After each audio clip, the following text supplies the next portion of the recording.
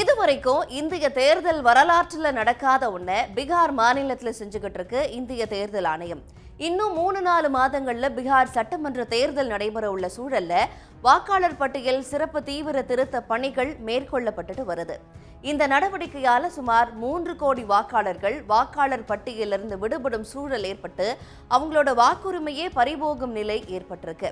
Electoral சிஸ்டம்ல 1% கூட மிகப்பெரிய வித்தியாசத்தை ஏற்படுத்தும் நிலையில இது ஒட்டுமொத்த வாக்காளர் பட்டியல்ல 1/3 பங்கு. அப்போ இது ஏற்படுத்தும் பாதிப்புகளும் மிகப்பெரிய அளவுல இருக்கும். வாக்காளர் பட்டியல் சிறப்பு தீவிர திருத்த பணிகள்னா என்னன்னு முதல்ல பார்க்கலாம். சென்ற மாதம் ஜூன் 25ஆம் தேதி தேர்தல் ஆணையம் ஒரு அறிவிப்பை வெளியிடுது. ஜூலை 25க்குள்ள, அதாவது ஒரே மாசத்துக்குள்ள இந்த எஸ்ஐஆர் செயல்முறை முடிக்கப்பட வேண்டும் அப்படின்னு சொல்லப்பட்டுச்சு. அப்படி இல்லைன்னா ஜூலை 25க்கு பிறகு வாக்காளர் பட்டியலிருந்து பெயர் நீக்கப்படும் அப்படின்னு எச்சரிக்கை விடுக்கப்பட்டுச்சு. அதன்படி 2003ஆம் ஆண்டு எடுக்கப்பட்ட வாக்காளர் பட்டியல்ல பெயர் இல்லாதவங்க இனி வாக்குரிமை வேணும் அப்படின்னா தங்களது இந்திய குடியுரிமை மற்றும் இருப்பிடத்தை நிரூபிக்க வேண்டும் அப்படின்னு சொல்லப்பட்டிருக்கு.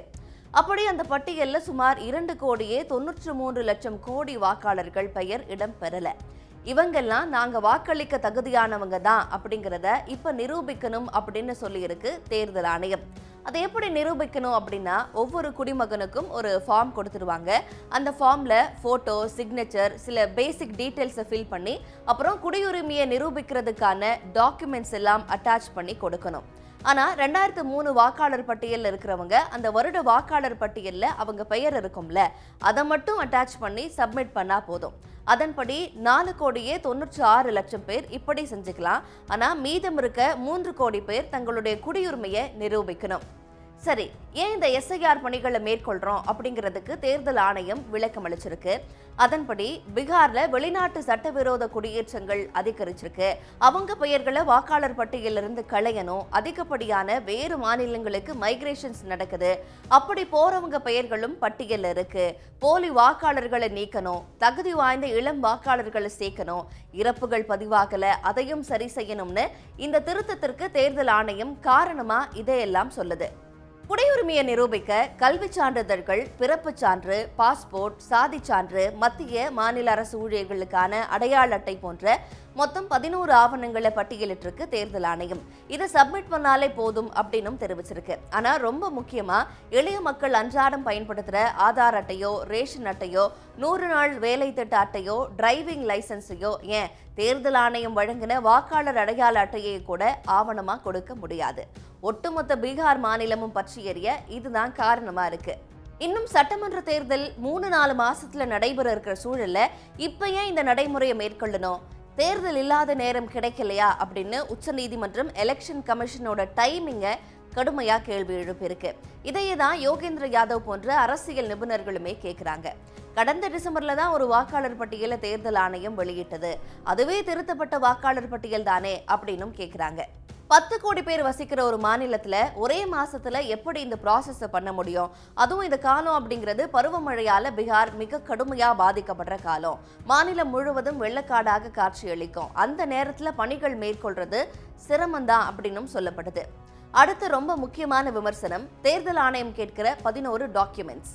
பீகார் அடிப்படையில கல்வி அறிவுல ரொம்பவே பின்தங்கிய ஒரு மாநிலம். அனைவரும் கல்வி சான்றிதழ்களை வச்சிருக்கிறது சாத்தியமே இல்லாத ஒண்ணு. அதே போல 2004 எடுக்கப்பட்ட ஒரு புள்ளி விவரத்தோட அடிப்படையில தேசிய சராசரியா 68% பேர் குழந்தை பிறப்பு பதிவு செய்யறாங்க அப்படின்னா பீகார்ல வெறும் 16% அளவிற்கே குழந்தை பிறப்பு பதிவு செய்யப்படுது. இத்தகைய மாநிலத்துல வாக்காளர் பட்டியலுக்கு பிறப்பு சான்றிதழை எப்படி ஆதாரமா கேட்க முடியும்? பாஸ்போர்ட் போன்ற தேர்தல் ஆணையம் கேட்கிற மற்ற டாக்குமெண்ட்ஸ் வச்சிருக்கிறவங்க எண்ணிக்கையும் ரொம்பவே குறைவுதான். சரி, இந்த எஸ்ஐஆரால யார் பாதிக்கப்படுவாங்க அப்படின்னு பார்க்கலாம். பீகார் மாநிலத்தை பொறுத்த வரைக்கும் மலைவாழ் பழங்குடியின மக்களோட எண்ணிக்கை அதிகம். அவங்க கிட்ட கல்வி அறிவு பெரும்பாலும் இருக்காது.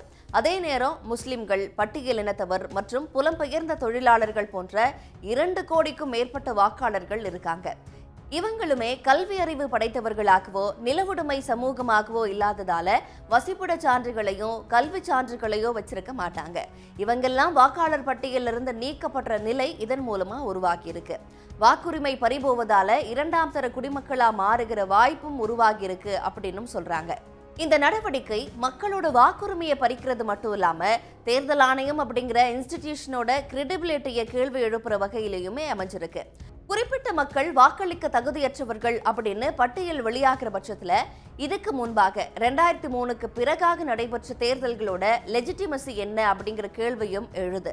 எதன் அடிப்படையில் வாக்காளர் அடையாள அட்டைகள் விநியோகிக்கப்பட்டன, அதுக்கு அப்ப என்ன நம்பகத்தன்மை இருக்கு அப்படின்னு எக்கச்சக்க கேள்விகள் எழுது. மக்களவை எதிர்க்கட்சி தலைவர் ராகுல் காந்தி மகாராஷ்டிராவில் செய்யப்பட்ட தேர்தல் மோசடியோட நீட்சி தான் இது, தேர்தல் ஆணையர்கள் பாஜகவால நியமிக்கப்படுறாங்க அப்படிங்கிறதுனால ஒரு தேர்தலையே களவாடி விழுங்கத்தான் இது நடக்குது அப்படின்னு குற்றம் சாட்டி இருக்கிறாரு. இது பீகார் தேர்தலோட முடியக்கூடியது இல்லை. 2026ஆம் ஆண்டு சட்டமன்ற தேர்தல்கள் நடக்க உள்ள தமிழ்நாடு, புதுச்சேரி, கேரளா, மேற்கு வங்கம் மற்றும் அசாம் மாநிலங்களிலுமே வாக்காளர் பட்டியல் மறு ஆய்வு செய்யப்பட உள்ளதா தகவல் வெளியாகியிருக்கு. தேர்தல் ஆணையத்தோட பணி போலி வாக்காளர்களை நீக்கிறது மட்டும் இல்ல, தகுதி வாய்ந்த ஒவ்வொருத்தருக்குமே வாக்குரிமையை உறுதிப்படுத்துறதும் தான். உடனுக்குடன் செய்திகளை தெரிந்து கொள்ள சன் நியூஸ் பெல் ஐகானை கிளிக் பண்ணுங்க.